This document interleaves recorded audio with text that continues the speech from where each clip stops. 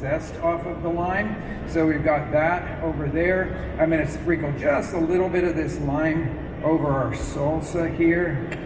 Set that there. This is going to get a whole handful of fresh cilantro leaves mixed into it. Like that. I need to have a little bit of salt in this slaw too. And then we'll toss that, and we've got that ready for the presentation of the fish version of our tacos al pastor. So we're ready now to grill the pork. So I have some pork that I have let marinate for quite a while now. It's been marinating for about an hour and a half or so. And I'm going to take a few pieces of that pounded marinated pork and lay it on the grill pan here. And you will find that I'm going to do something that will surprise you considerably. I'm only going to grill it on one side. And the reason I'm only grilling it on one side, first of all, it's really thin, so it's going to cook through super fast. But think about when you eat tacos al pastor. You've got this big pyramid of meat that is grilling in front of the fire, and you're shaving it off very thinly. You're shaving it off, and it's only seared on one side. So one side is soft, and one side is crispy. So I'm doing the same thing here with my tacos al pastor meat. I'm going to cook it only on one side. So I'm just trying to make sure that it's not sticking anywhere. Anybody that works with grills knows that if you don't know your piece of equipment, you can be very surprised sometimes. So I don't know this piece of equipment, so I'm just looking to see if it's going to do what I wanted to do. We'll go and check now the fish.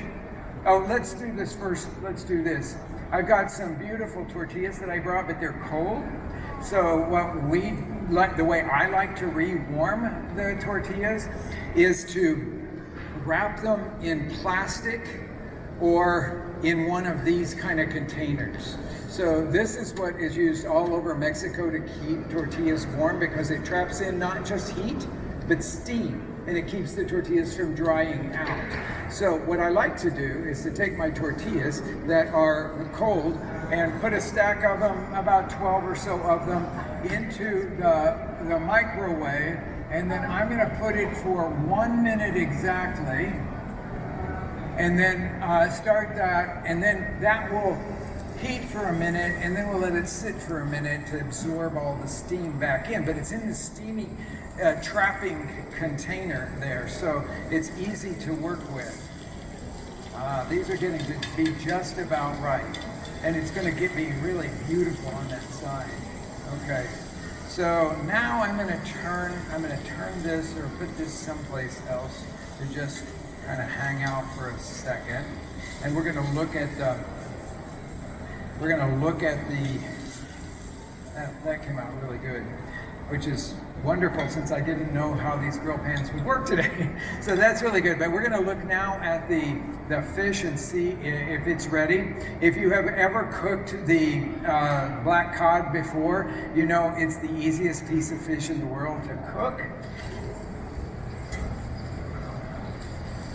I think this is going to be great. It's super rich, so even if it's well done, it will be incredibly moist. So let's look here. Give this a look. Oh, yeah, it's ready. So that won't. Okay, I needed a spatula. I'm sorry I got up here without a spatula. If you could help me with that. So we've got this meat from the tacos al pastor that we are now going to cut into really thin little pieces. So I'll stack these two like this, and then just the way that they would shave it off, I'm going to cut down through this. So as thinly as I can get this to work. And then we'll top it with a little bit of the onions and grilled pineapple.